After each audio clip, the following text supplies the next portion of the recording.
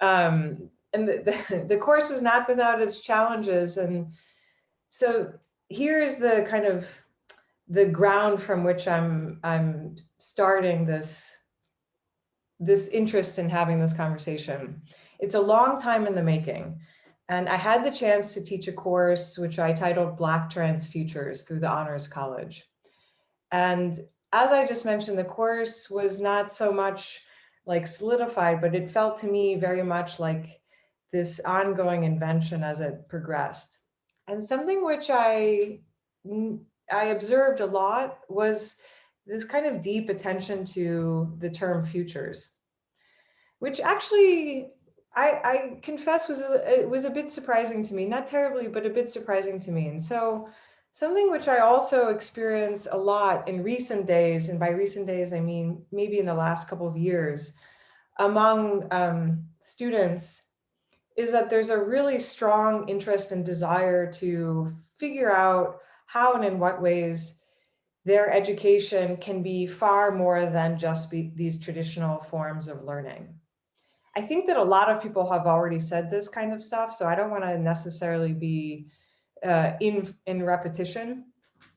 But I think there's also something else, which is that there is also this strong interest and maybe even desire to figure out how and in what ways the whole institution of learning and the whole institution of education, even at the level of the classroom, can really be a kind of form of social justice and activism. But when it comes to the question of how and in what ways we do that in a class, when we are all constrained by different forms of structure, the class space, the tradition of having a syllabus, for example, the tradition of having someone who is called a professor, supposedly profess knowledge and so forth, that it then becomes really difficult to know how and in what ways can our classes actually be forms of social justice, social activism, and transformation. And I felt this a lot in the recent class that I was trying, not so much to teach, but in some way to be part of as much as possible as an equal participant. I wanted the Black Trans Futures class to be like a community, a collective where we all showed up as persons. And it was actually really difficult, and I didn't quite know how to do that. And I was trying to learn also from each person. And I want to emphasize now that for me, it was about the person and not about the students. How and in what ways can the class be this kind of changing dynamic that also allows each person to get a hold of some elements of what for them looks like, feels like, and actually is a form of activism, justice, transformation, so forth. So I thought this would be fun to have a conversation about this with again, not students, but not with faculty, not with administrators, but with those persons with whom I'm trying to do this work in the classroom. So that's a little bit, as much as possible, to give some sense of where this question was emerging from in terms of my recent experiences and the most recent class that I was working with. And I would really love to pursue this line of inquiry. I will just say, if I may, if it's okay, this is the last thing, that of course we're having this right at the moment that the verdict was announced. And so it might also be a real chance for us to weave that into our discussion if there's an interest in doing so, and how and in what ways a weaving together of this very, very contemporary moment that we're experiencing is also not relatable in a purely theoretical way to our classroom spaces, but how actually it might really change the dynamic of how we can conceive of and put into practice our classes as forms of social activism and change. So there it is.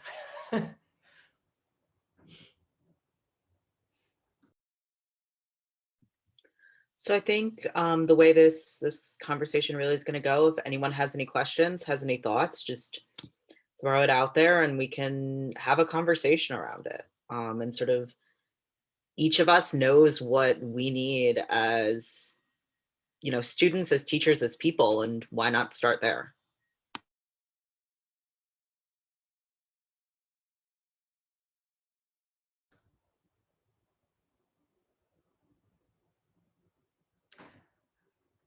I mean, I'm happy to, I don't want to fall into a little bit of the usual dynamic, which is that there's this one person who is kind of compelled to inspire conversation.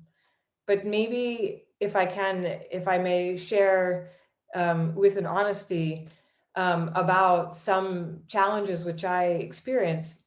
For example, in many of my courses, and I know I'm not the only one who does this. Persons determine their own grade in the class on the basis that there is the fulfillment of certain set of basic requirements.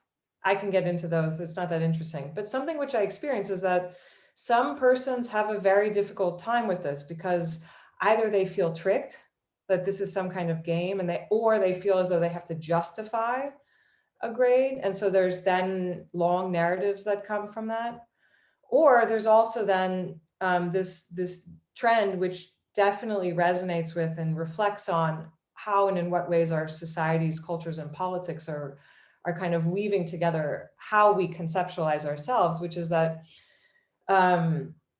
students who are belonging to marginalized groups, students of color, queer students, trans students, intersex students, and all other students belonging to migrant communities. I mean, I want to emphasize that the experience of marginalization, that then gets translated into, I don't deserve this grade. I, in fact, deserve many notches below. So that the grade becomes a reflection of what the person is made to believe about themselves. So it becomes difficult to help the student gain access to how grades are also kind of an effect of an institutionalization that isn't necessarily good. But it's very hard within a classroom to have those conversations while also being compelled and required by the institution to give a grade. So for example, for me, that is kind of in a small way a form of activism, but it's difficult. So I don't know if there are any thoughts about that, or if anyone has experiences with that would care to share. How do you correct a student? So like if I thought that I wasn't deserving of an A or B and I gave myself a lower grade, how do you have that conversation with the student about that? I think this gets to something which is really, for me, goes very deep in terms of what it is for me to function in this role as teacher, educator. I don't even like those terms, but okay. I don't correct. It's not my place. I have no interest in this. This assumes that I have some kind of power to judge, which I don't have. For me, then it becomes a question of helping the person to access what for them the grade is meaning. What does it signify for them? And maybe they can also get a little bit of access to how those meanings and significations are like these inheritances, which are theirs, but also they don't need to be theirs. There's a way in which there's a kind of like inconsistency in that. It feels true for me, but actually it's coming out from something else. So there's a little bit of like a chink in the chain, something is broken, but that's a real chance. So for me, it becomes more of a question of helping the student to discover what for them the grade is meaning and signifying with respect to how and in what ways they conceive of themselves as a legitimate subject. So it's about emphasizing the subjectivity, and not the objective value of one's work or one's place, something like this. So I don't know if I succeed or not, but it's really difficult.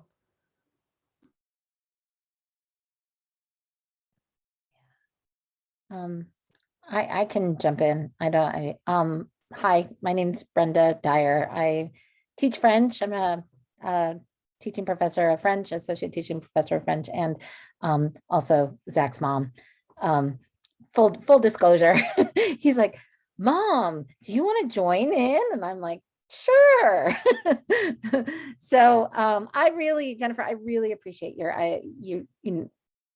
your ideas and thoughts about this, and thinking of our students as people, because I kind of feel sometimes about the way students interact with me that they don't always get that respect as whole people from other places within the institution.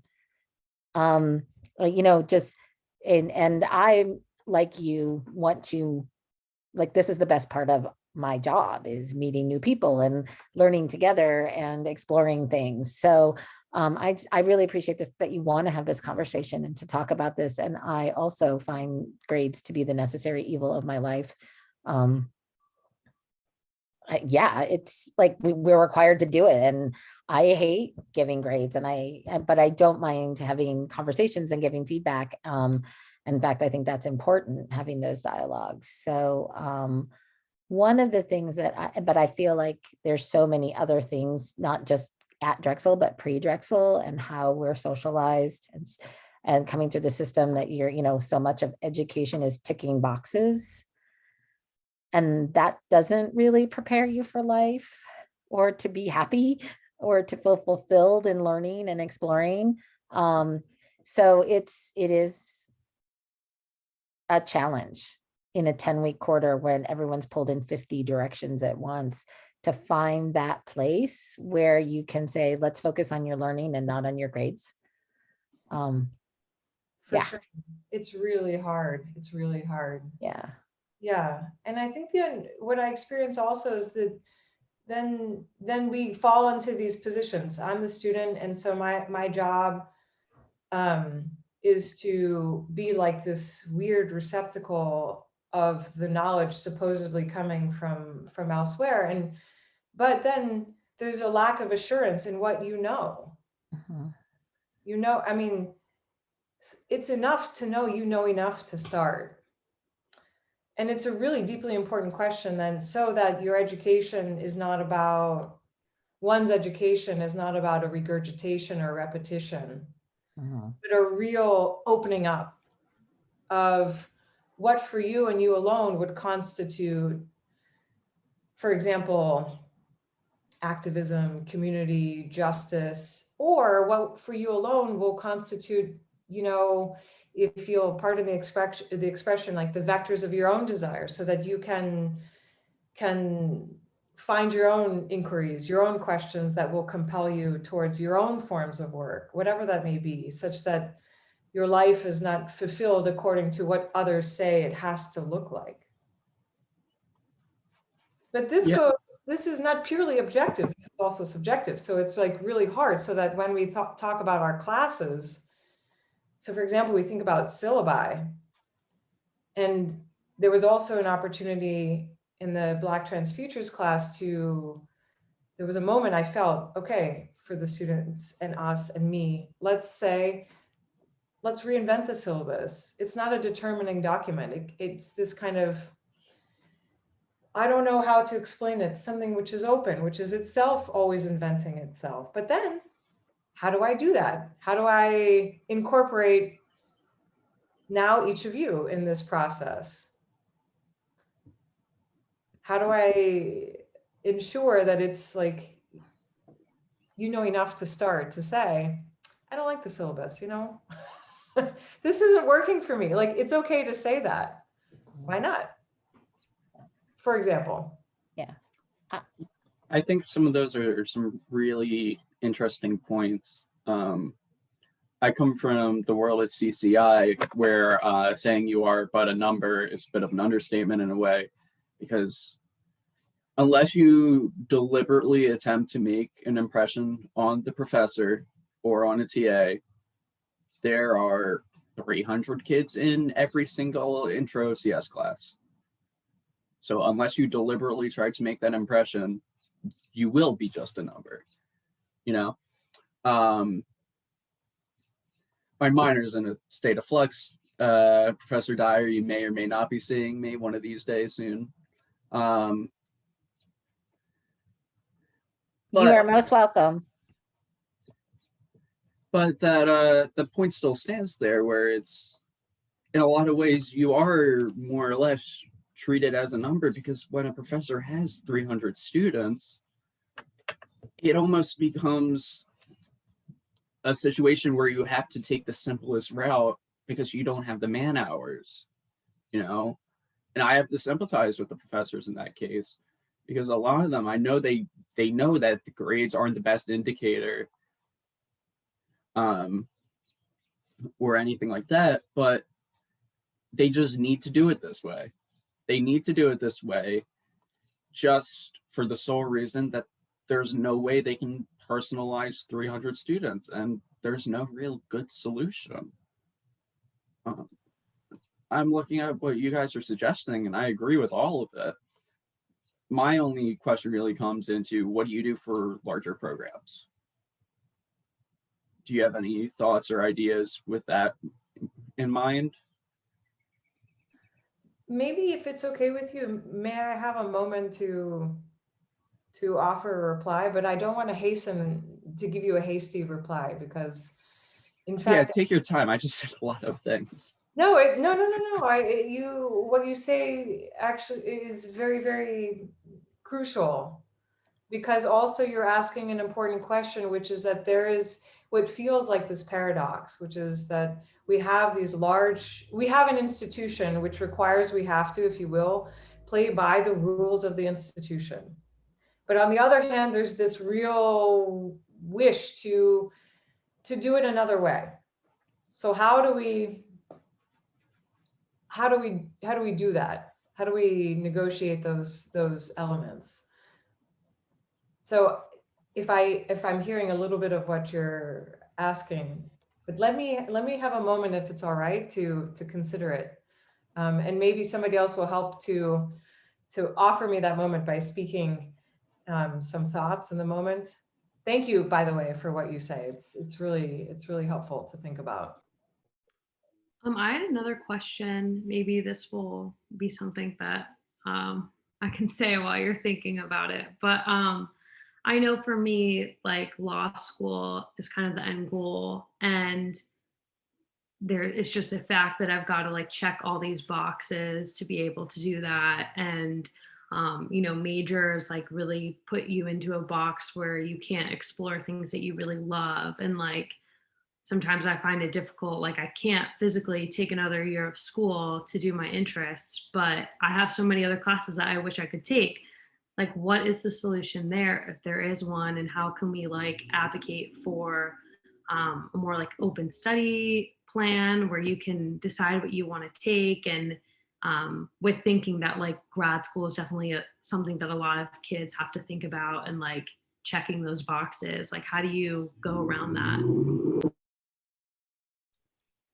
If it's okay, I'd love to like jump in and add on to that by, what Kai said, like really got me thinking. So I'm coming from like a STEM perspective. I'm like mechanical engineering major, but I'm going about it in a very, I guess, interdisciplinary way, because I have a lot of interest in how human-based design specifically can incorporate like the technical aspects while also bridging that with community building and its needs.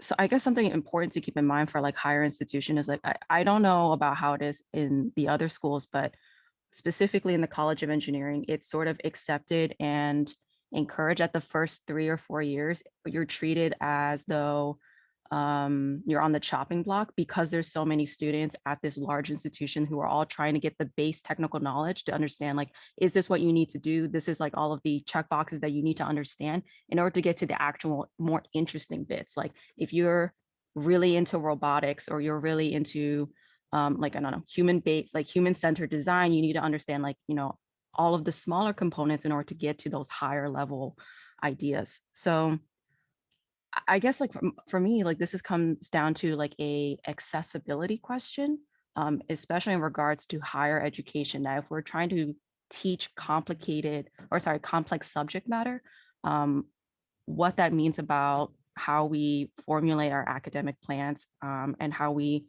simultaneously balance students who are well-rounded. And I guess be able to guide them in such a way that they can continue to find confidence in the subject matter that they want to become experts at, or that they want to become invested in, without, I'm not quite sure where my thought process is going, but trying to just balance, like, competency while also maintaining, like, we're trying to shape a human being and throw them back into society once they leave the institution, knowing certain things and having certain skills. Yeah. I think about with that sort of thing though, I mean, it's not entirely analogous, but if you're thinking about learning a language, you've got to start from scratch.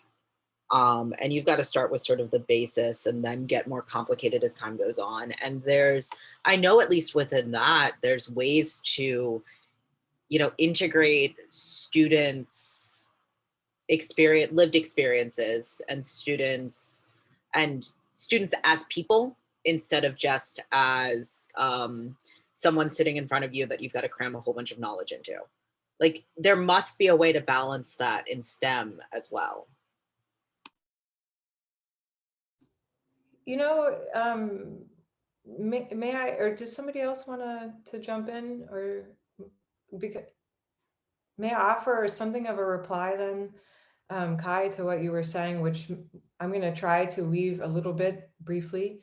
The other things that were just said. It's these questions of, Kai, you said make an impression on the professor, to personalize, and then Rowan, this demand that graduate schools place on us to get the grades, to have the certain test scores, which also compels us to account for, and I share this, Casper, the question of accessibility, which is not merely a question, but is something which is kind of producing the dynamics of our realities. So let me say that I make no pretense to solve all of these problems, and how I think about them or how I approach them, I really also want to emphasize is I'm working with, my experiences. So that means, like, I can't say everything, and it's good there's lots of other people to do this work, but something that is resonant in this is a question of how to support each one within a collective. I think this is for me a question of justice, which is extremely difficult question. And it's always, in a way, provisional, preliminary, and always to be reformulated. It's never done once and for all. At the level of these larger classes, when you are in this wide collective, and at the level of the demand of graduate schools, and then this question of the stems of accessibility and how and in what ways those shape even the ways in which we have access, or are afforded access,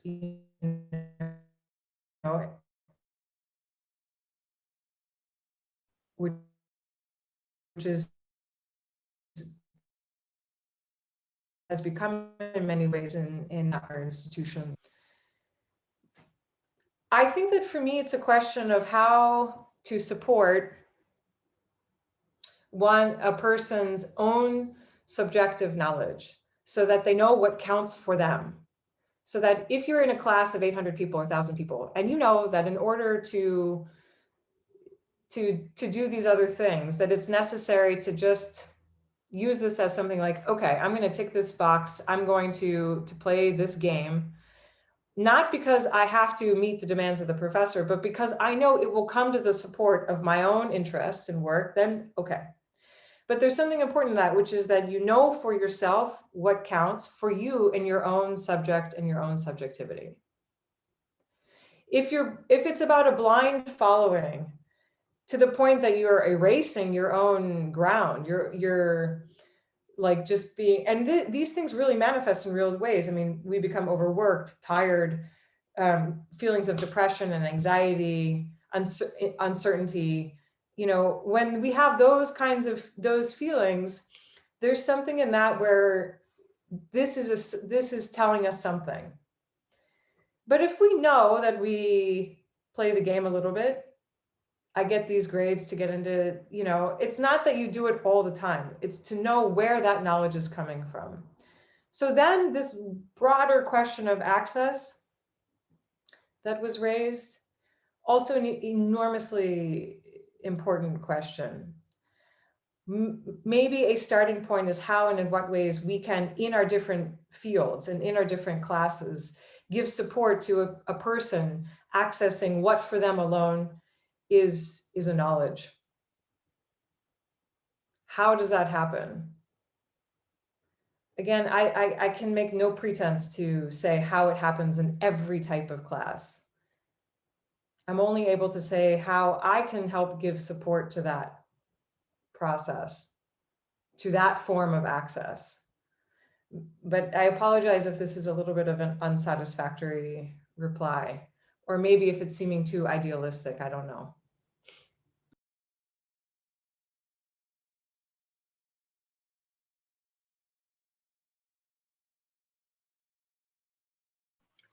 I think for me, in some ways, the question is then like, how do you create those spaces in individual classrooms, in individual courses? Because we can talk about the overarching structure and the ways that that definitely needs some improvement and some tweaking and some change to happen, because it's not supporting everyone. But how do you, on an individual level, create those spaces in classrooms, with professors who support this sort of idea of collaboration, and even create spaces where that can happen when the professor doesn't? Well, this is a point I for sure would very much be so grateful to hear from each of you about. I mean, I have some ideas, but it's more interesting to hear what.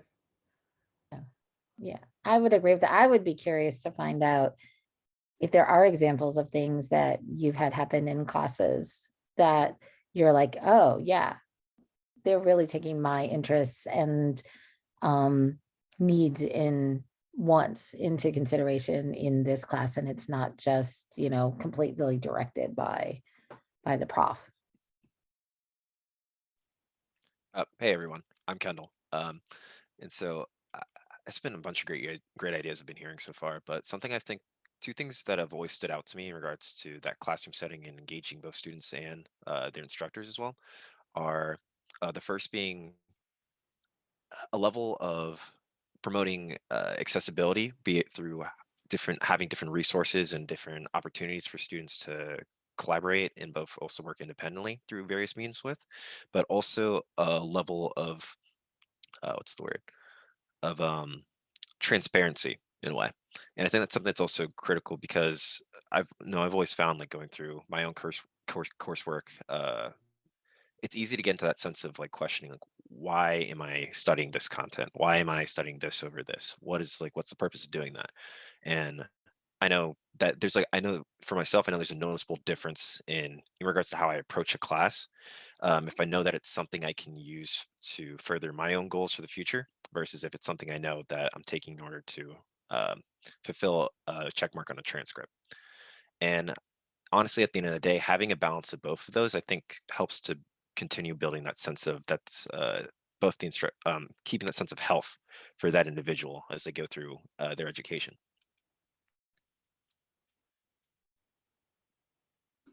You know, you say an interesting term there, transparency, which is really, it's not the only important expression you made, but transparency does, I think it has the effect of also being like an invitation, a kind of welcoming invitation.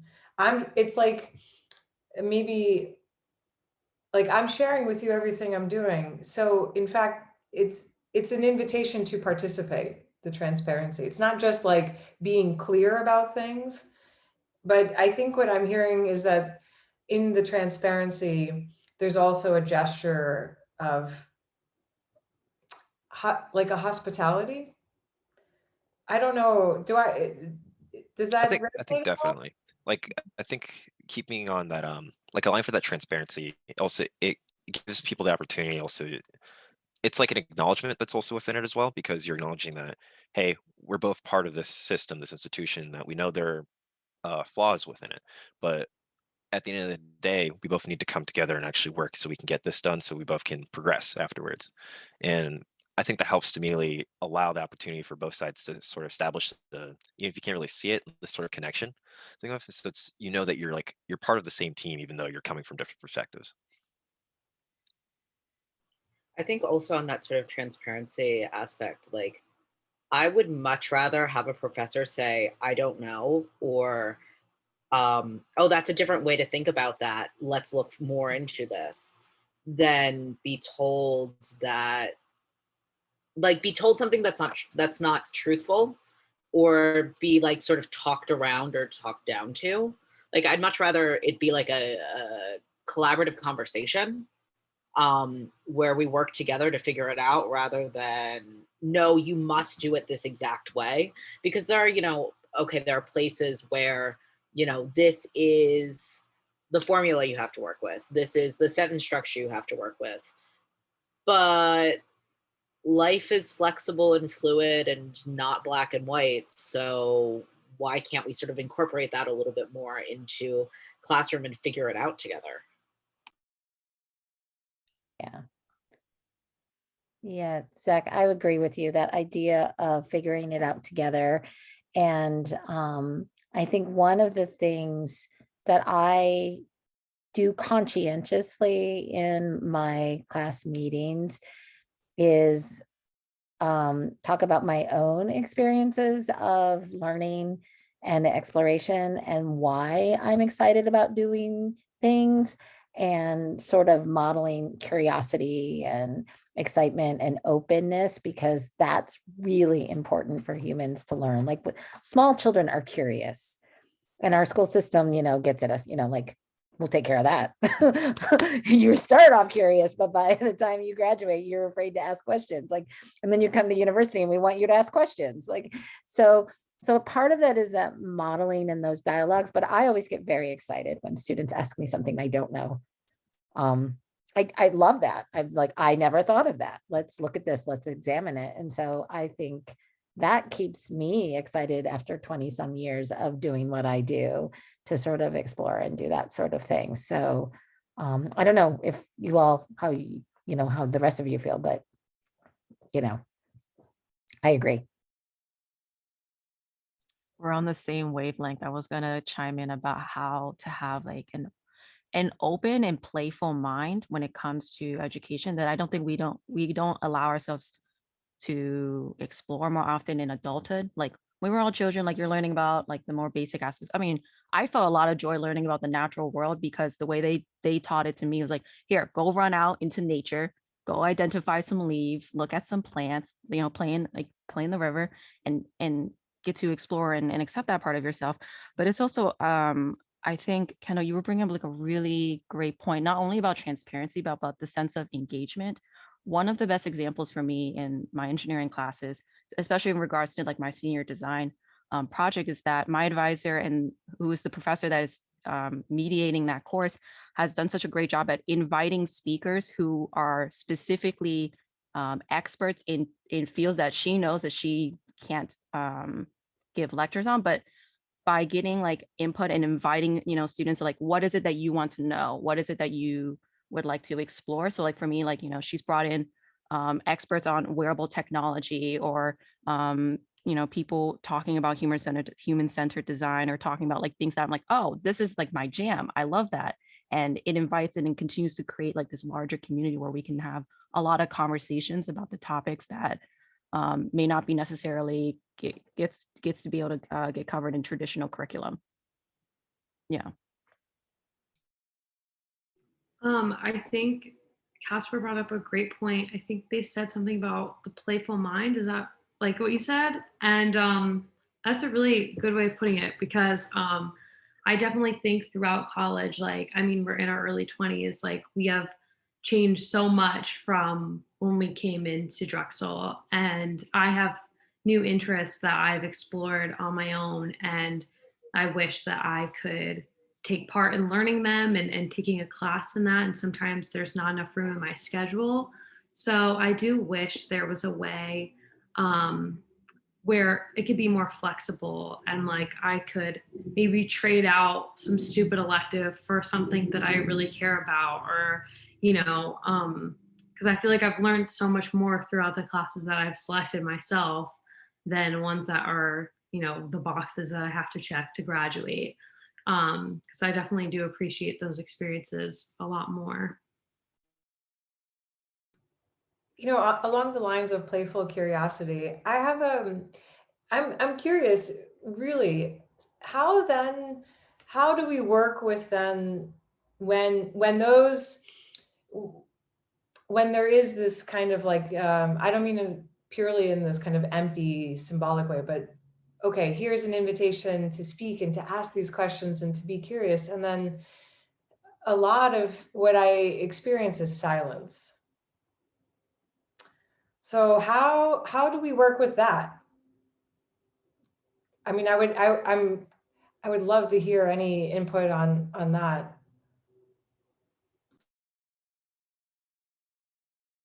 I think ways I've seen it dealt with before, previous, well, I guess all throughout school is, it's not always the most immediate.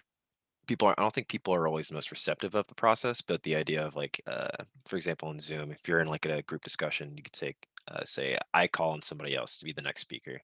And it's, yeah, I think you have to kind of find a balance between forcing people to engage more and also uh, giving them room still to try to do it on their own time as well. And I think at the end of the day, I think as long as you're eager enough and that's able to be displayed to your audience, people will kind of match your energy at some extent. Maybe not everybody, but I think there'll always be at least some group of people that will kind of just, if they see you putting in effort for it, they see how much their instructor cares about the material. They start to care more too. And even if they don't necessarily get as immersed, they might still appreciate just the enthusiasm and interest, and seeing how that displays another person can kind of reinvigorate their own interest in that field too. I have I have an exercise I use in my upper level French classes that are more, content driven thematically, or a genre of literature or something like that, that I've over time have developed to fulfill a number of things that I felt were lacking in my classes, including this allowing students space to come up with their own ideas and feel safe. So I call it the première pensée, so the first thoughts. And I asked it, and because of Zoom, I've been doing these on discussion board, and it's created this space that has been so much better than when I was the only one reading the première pensée. So I have a list of like 10 or dozen sort of prompts, generic prompts that you can use, or you can choose your own. And like one of them is, oh, something I already knew, because it's really important to sort of attach new learning to old learning so that you have longer, more deep, profound as you're like sort of understanding how things work. Or, the thing I found most surprising, or a connection to a life experience, or connection to something else in this class or another text. It's like, and I ask people to write like 3 to 5 sentences about 3 thoughts about what they've read for homework, engaging, and you pick whatever you want, or always something of your choice. Like I always leave it open. And what I have found is that by doing this, and they're due like an hour before class on the discussion board, and I tell them you can come up, I want everyone to have 1 original post, and your other 2 can be either a response to someone else or your own thoughts. So like if just whatever you're feeling that day. And it helps in a language class because then people get practice finding the words to say the things they want to say, but it also helps develop that curiosity in that moment and this openness. And what I found is that when we're in class, the conversations are more interesting and more open and even deeper, because some of that initial hesitancy about what if my idea isn't up to par, for whatever that means, is gone, because they've already engaged on the discussion board with these ideas And I've asked students last quarter, I had 2 of these classes. So I asked students one-on-one, what did you think of that? Was it worthwhile? Was it interesting? How did you feel about it? And I got back like the most common 2 answers I got were, wow, I was really happy to see someone have the same thought I did because I thought it was dumb, or I wasn't sure it was interesting. Or wow, I never even looked at it that way. So in that sense, it's a really simple thing to do. And in a way, I have a little rubric. And as far as that burden of grades, that has eased it up for me because I can just respond with a rubric, did you do it? Were you engaging? Did you refer to the text? Well, and then also like the language ability in French. But it's less about correcting and more about inciting. And then I read those before class, and then we come to class and then I can refer and say, oh, Zach said this and Rowan said that and Kai said this. And hey, do you want to expand upon that thing you said? And then people are like, feel like it's already out there. Like it's not being put on the spot because they've already given me some thoughts. So that was my it took a while to get there. But I'm pretty happy with it now because I feel like there's more collaboration going on amongst the students as well, not just with me, because then they start talking to each other about their ideas. And I don't post on that discussion board.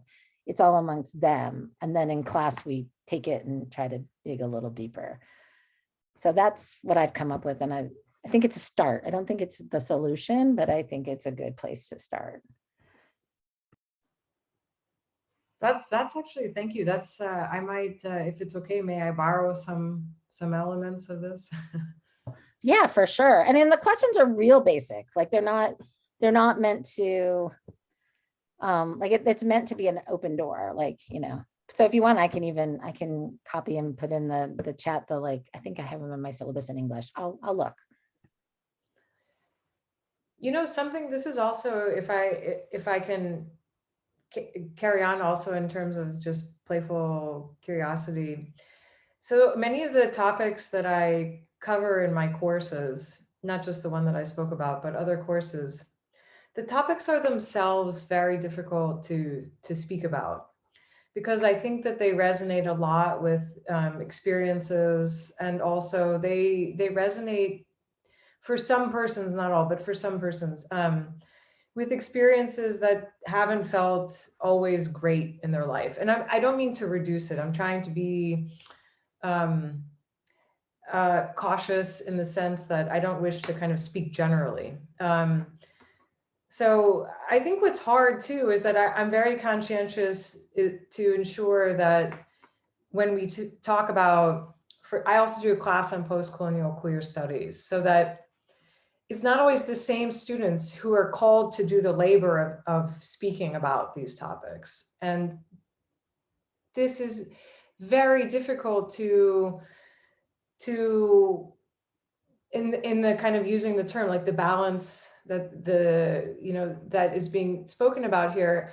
I'm very, very conscientious and cautious of doing my best to support that there isn't this kind of move to always turn to that person in the class to do the emotional labor of speaking about this topic that we are all trying to figure out a language for ourselves also, because it touches on our personal lives in ways that are not always easy or comfortable to share in public spaces that make us feel unsure.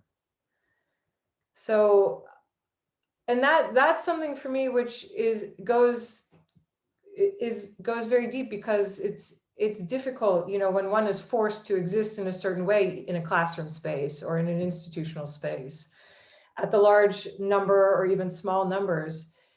How then can our courses not be courses, but like forms of, I'll go back to this, accessing in oneself an assurance of what one knows, in order to say something, not everything, but something. Oh, there's a cat. See, even the cat finally has something to say about this, right? It's great. But so how might we work together in those kinds of moments, so that it's not falling always like what we see on the same, on this or that person to carry the weight of doing the labor of explaining. I struggle with this so when I talk about silences, I also encounter those with regard to the topics that I teach. And I want to be very conscientious and cautious that it's not also then compelling the same persons to have to do that labor when really it's everyone's work. I think also like all of this in many ways has been exacerbated by being on Zoom and being, I'm saying this knowing we're on recording right now, being like recorded constantly, in that there's less of that space for sort of the natural hesitancies and mistakes that people make, and the sort of gentle ways that you can have a conversation about something and say, I don't know, or say, I don't know how to talk about this. That is really difficult when you're in a structure that's telling you that you must be perfect 100% of the time. And even more difficult when you don't have that sort of really the personal interaction of being in a room together, and have to, know that your words are recorded.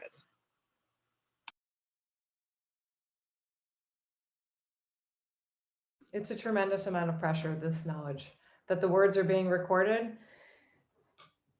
It's tough.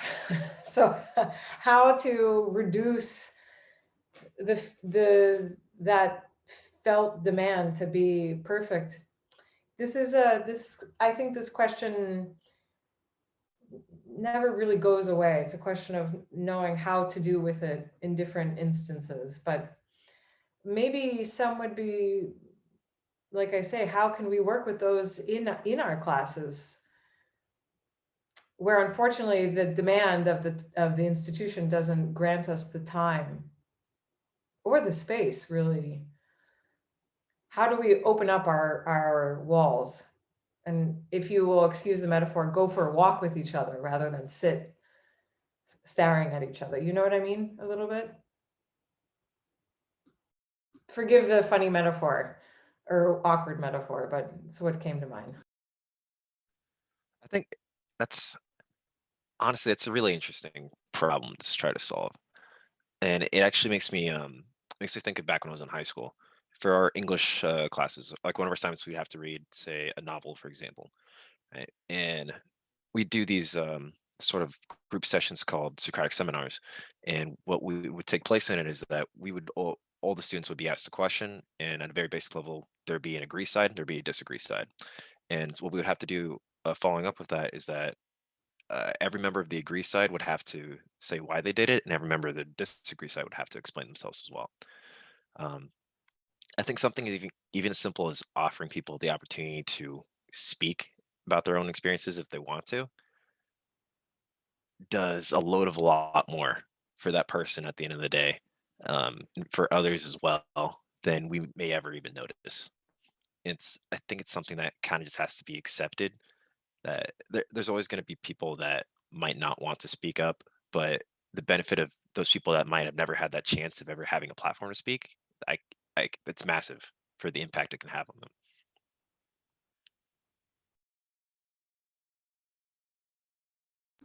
Yeah, I think that's beautifully put. Thank you.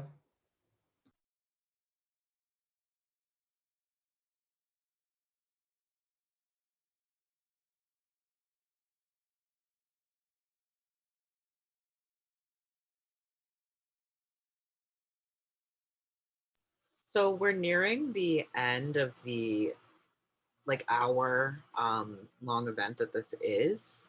If anyone has any like last couple of minutes of thoughts that they want to put out there, questions they have, ideas, now would be the time to do it.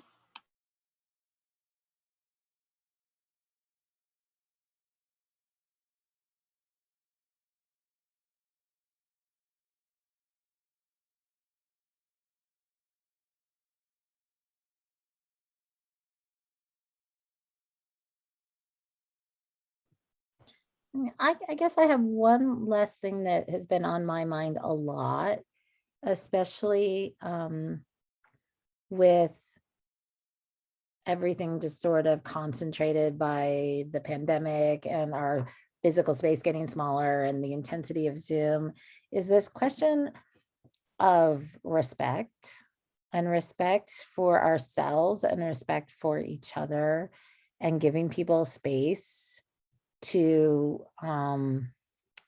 be human. Is really to be human. And that I think works in this idea of collaboration and finding out what interests us and what we want to learn more about and what is motivating us and why. Zach, are you smiling because of the kitty? The kitty is very cute. I'm very distracted by your beautiful cat. I love it when the cats come to class and the dogs too, or any other animals, but it's usually just cats and dogs.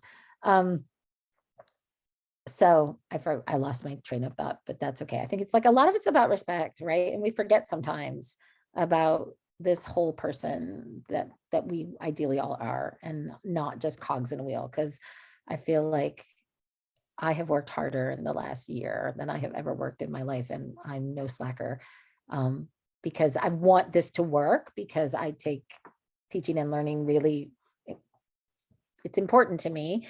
But I also feel like sometimes we get lost in it too. I don't know. That's just a thought. And then I don't know if you guys are feeling that as well. That was a little distracted, like, sorry, but I think you understand.